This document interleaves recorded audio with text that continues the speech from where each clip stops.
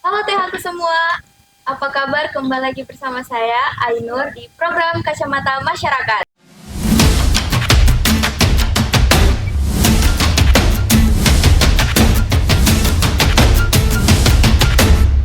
Hari ini kita akan mengobrol dengan tim Kacamata Masyarakat bersama Bang Isa, Bang Syahril, Bang Eman, Kak Ita, dan Kak Nanda. Oke, Bang Isa, hari ini kita mau mengobrol apa nih pembahasan kita ini? Oke, aku semua ya. Jadi hari ini kita mau ngobrol-ngobrol bareng teman-teman kita yang ada di masyarakat terkait program-program apa yang rencananya ya dan yang sudah kami lakukan.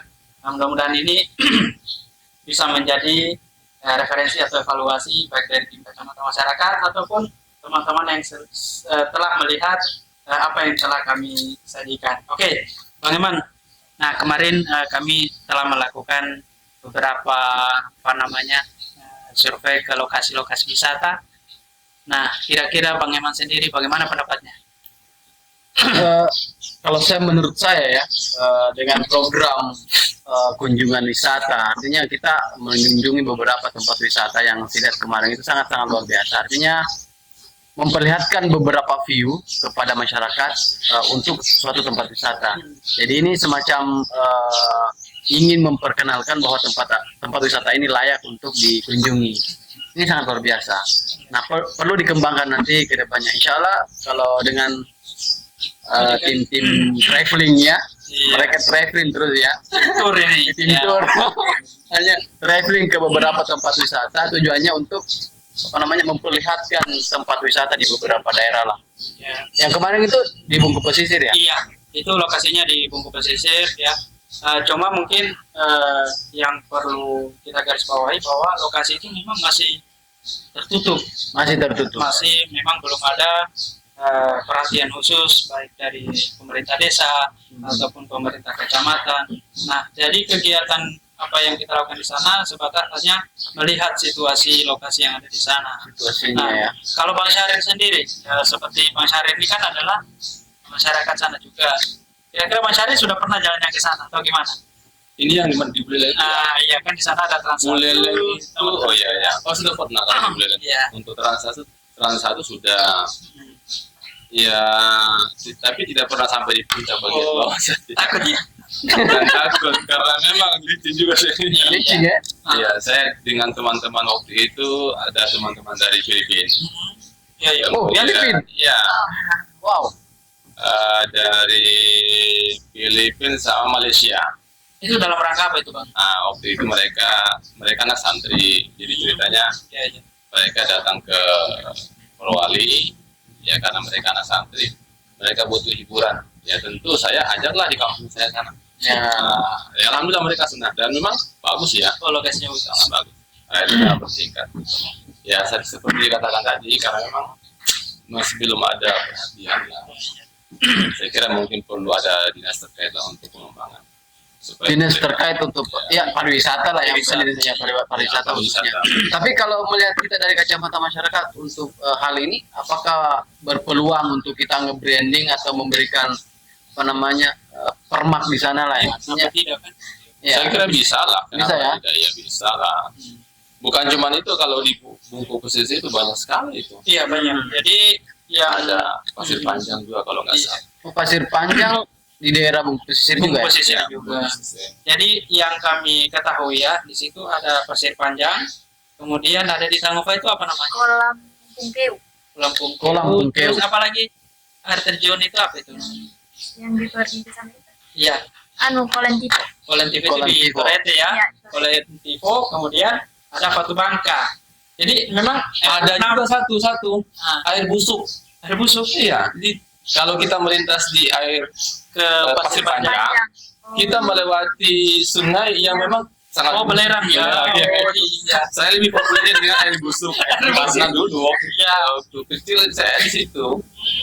Jadi mandi-mandi di situ dulu. dulu waktu masih panas-panasnya air itu, telur bisa masak di situ.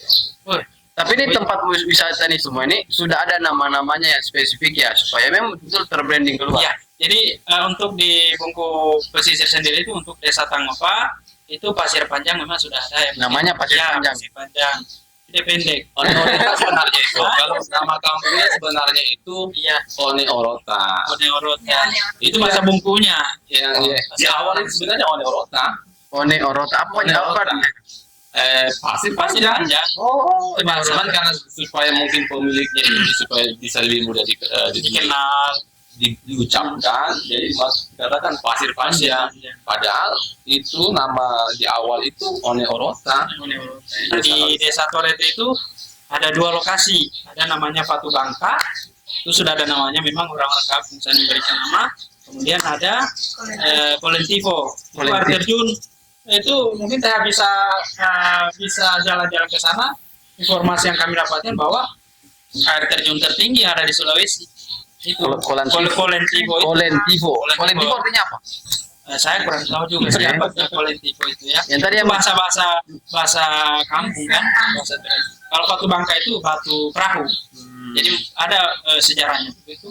Batu itu berbentuk perahu. Oh, Dibilang batu Bangka. Kemudian perjalanan juga cukup jauh, kurang lebih 2-3 jam. Akses masih sulit Akses ya. masih sulit. Ya. Kemudian di di Buleleng, di Trans itu ada Trans 1 air terjun ya, tapi yang kemarin kita kunjungi. Kemudian ada bendungan. Nah, terus di Trans 1 itu ada apa namanya itu di Trans 1? Sempat kemarin saya dengar namanya, tapi saya lupa. ada nama khususnya. Ada yang pernah di Yang pemandian 7 tingkat itu ditransfer. Trans 1. Trans 1. Jadi bagaimana menurut Ainur sendiri? Kalau menurut saya luar biasa, hanya saja itu kan terbengkalai.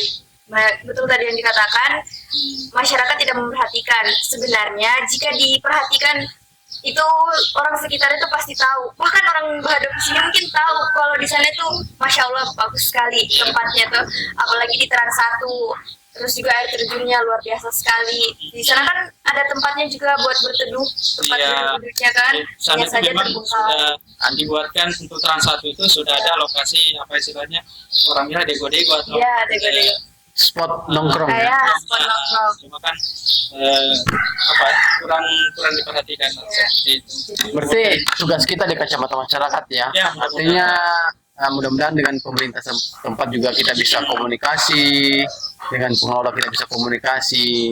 Nah, bisa kita membantu untuk nge-branding. Iya betul. Ya, efek buat tempat itu sendiri setidaknya banyak pengunjung. Iya. Ya, Nah, insya Allah kalau memang ada beberapa yang belum ada nama, belum ada ini, kita akan berusaha memperhatikan itu semua. Karena kenapa? Di Morowali ini kan butuh banyak tempat wisata karena banyak Luar biasa orang. banyak sekali tempat wisata di Morowali ini. Khususnya di Bumbu Pesisir tadi yang kita jelaskan. Kemudian di daerah Bahuru ini sendiri juga banyak tempat-tempat Wisata. wisata. Kemudian di Oh. Makati itu ada yang memang kurang perhatian. Berarti dari kacamata masyarakat ini kita perlu jadwal ya. Iya. Kita Kemudian perlu ke jadwal lokasi- jalan-jalan ke lokasi ini. Iya. Kemudian juga di BT-BT itu ada 3 lokasi. Ada namanya Pulau Nyamuk, Kanda Putih, kemudian Ololaro. Itu tempatnya luar biasa tempat wisata. Kemudian ada di selatan ada namanya pasir putih yang di tengah laut. Kemudian ada Sambori sendiri yang memang sudah dikenal oleh kalangan masyarakat secara umum. Saya penasaran dengan Sambori. Saya belum pernah ke sana. Kemana pernah? Saya sendiri belum pernah, cuma lewat aja.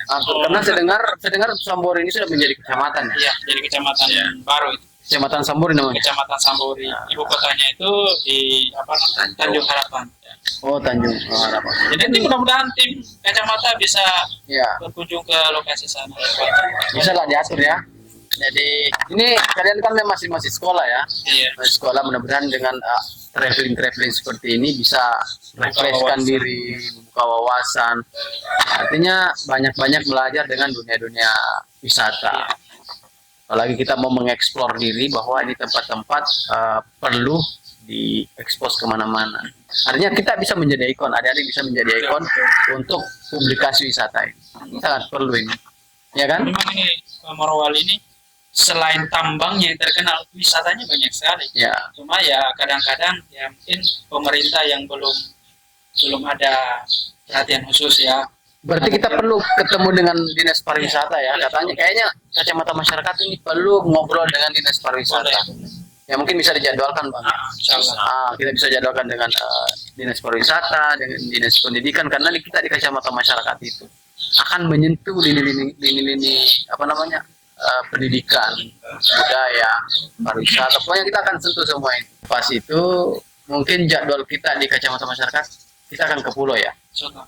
Kita akan ke pulau untuk ya setidaknya kita ngonteng juga di sana, kunjungin wisata juga. Ya akan banyak hal pelajaran yang bisa kita pelajari juga di sana. Nah, jadi begini, selain wisata, ini kan di Morowali ini banyak hal yang perlu kacamata masyarakat perhatikan ya, atau mengangkat ya, termasuk budaya. Nah, budaya ini memang yang sampai saat ini masih Simpang siur ya? simpang siur. Budaya-budaya di Morowali ini cukup banyak kan, ada suku Bungku sendiri, kemudian suku Bajo yang ada di kepulauan, suku Bugis, dan suku Toraja kan banyak. Ya banyak memang suku di Morowali karena orang berdatangan kan. Ya Kira-kira bagaimana maksudnya program untuk budaya ini kita harus bagaimana kira-kira?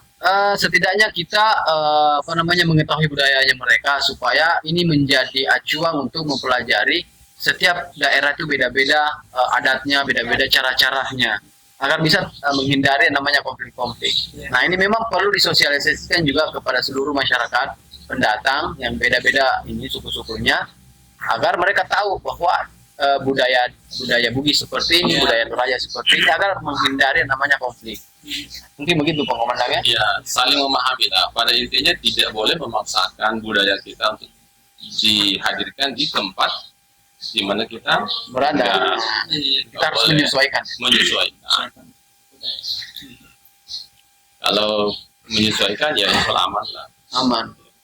Ya karena banyak sekali konflik-konflik yang terjadi karena kita tidak saling memahami, menghargai antar suku. Ya, nah inilah kita dari kacamata masyarakat untuk melihat itu semua, mempublikasikan seperti apa suku Bugis. Bahkan kita akan berusaha menghadirkan tokoh-tokoh Bugis, tokoh-tokoh Toraja, menjelaskan seperti apa. Nanti kita hadirkan juga di kacamata masyarakat Dan untuk kita juga bisa mungkin selain tadi kita berbicara dengan dinas pariwisata, di situ kan berhubungan dengan dinas kebudayaan. iya juga. betul. Bisa kita apa yang perlu kita sampaikan, apa yang perlu kita Iya. Sepertinya memang harus jadwal ya. Sepertinya memang kita harus jadwalkan dengan dinas pariwisata karena kita bersentuhan dengan areanya. Iya. Artinya tempat wisata ini menjadi tugasnya sebenarnya untuk memperhatikan. Apalagi ketika memang itu sudah dikelola dengan baik, banyak pengunjung. Karena di sini saya ulang tadi bahwa banyak pendatang di sini yang butuh tempat wisata. Ya di Kadirula bisa juga menjadi ikon di sana. Artinya ketika memang di tempat wisata itu sudah tertata dengan baik, ada tempat-tempat spot-spot yang kita desain dengan bagus, kayak misalnya ada tempat baca kah atau apa di situ, atau ada spot yang unik dari situ. Adik-adik ini bisa menjadi tour guide buat pengunjung di sana, menjelaskan oh ini bukan sekedar tempat wisata tapi ada informasi-informasi penting di daerah itu. Iya betul. Ya ada mungkin sejarah-sejarah di daerah itu kita angkatlah di tempat itu supaya pengunjung tahu. Adik-adik juga menjadi tour guide buat mereka.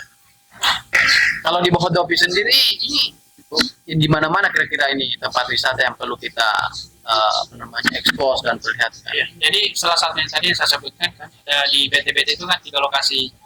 Oh, beda-beda 3 lokasi. Nyamuk, Kandar Putih sama Lolaro. Kemudian di Makarti. Makarti. Itu kan ada Ya. kemudian apa namanya kemarin itu apa ya? Yang di Daya ya itu sebenarnya saya klarifikasi juga di sini ya. Itu sebenarnya Sidaya bukan tempat wisata, tapi itu adalah tempat kreativitas, literasi. Jadi teman-teman kerukunan atau teman-teman komunitas bisa berkreasi di sana.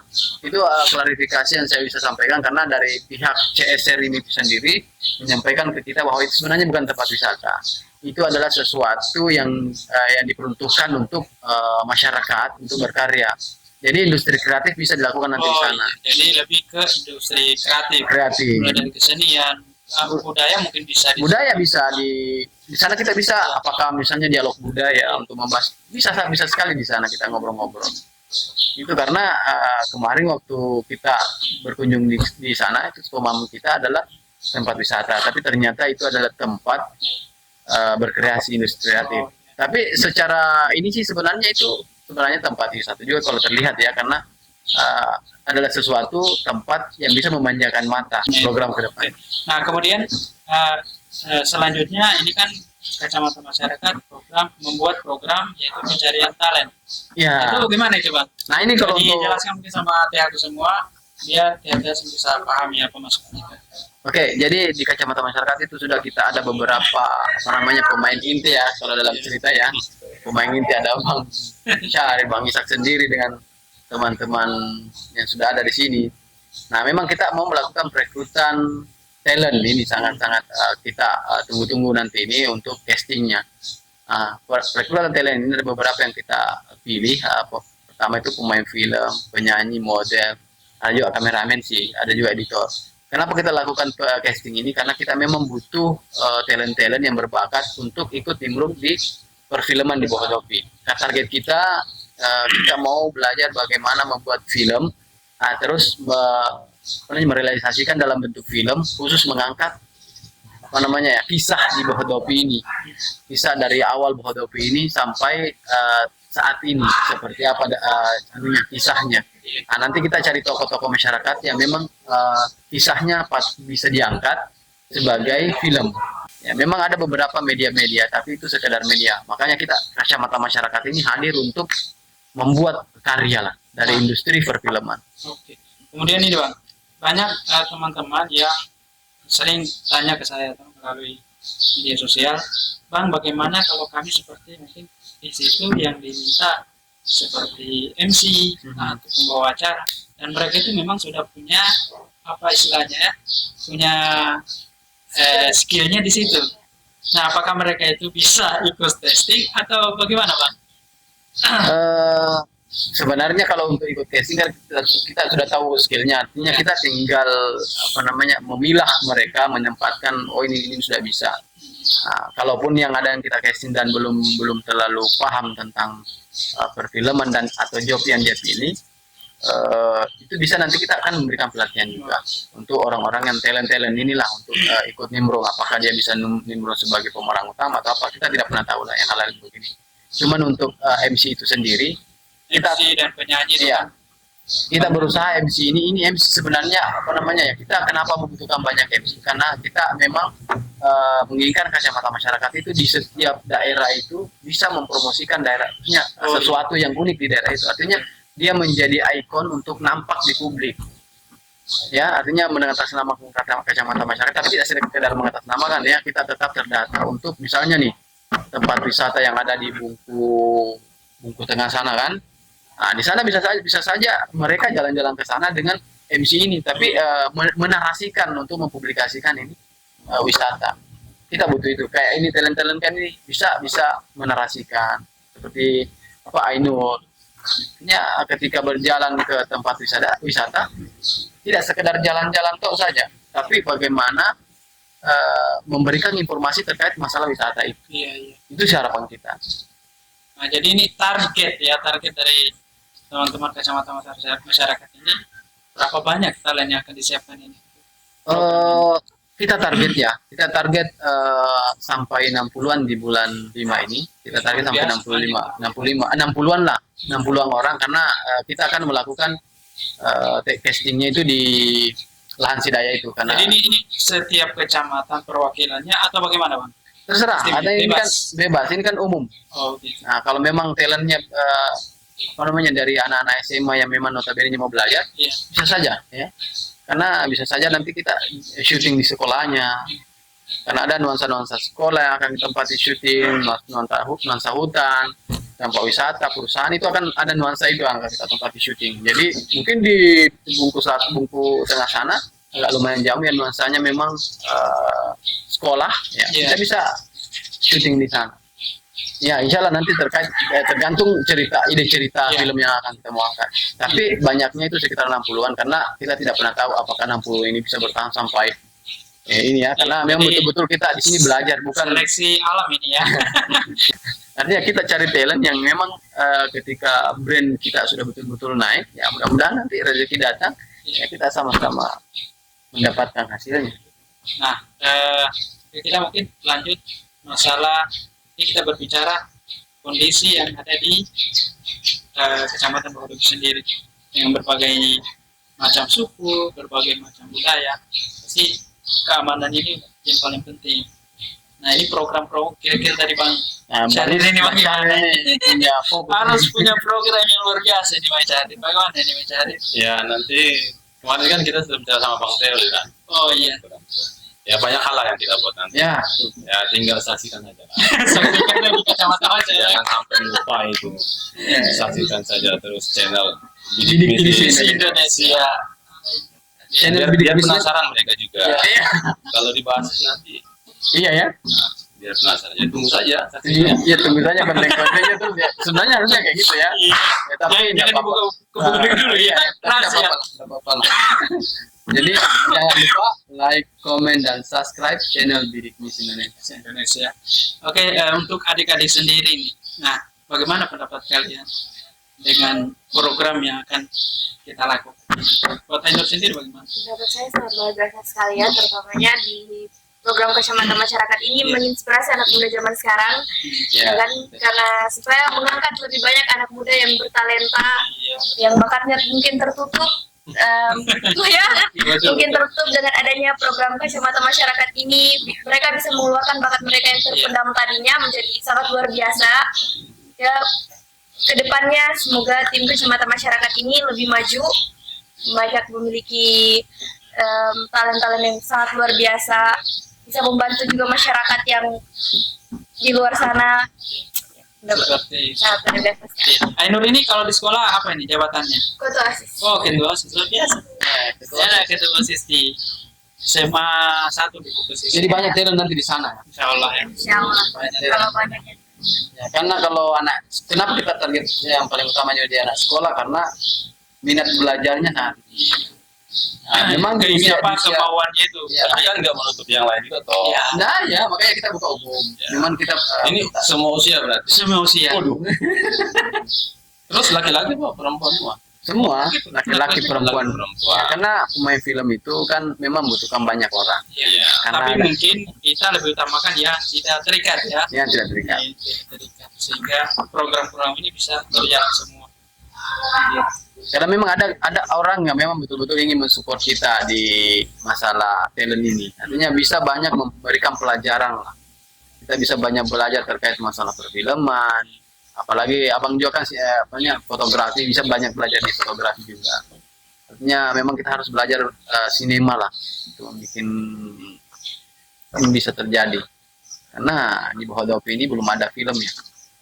Belum mungkin ada film-film pendek sih. Tapi kita Di sini tidak tahu banyak film yang tidak disangka-sangka. mana ya. Iya, serbak pukul. Iya. Itu Ya, actionnya. action.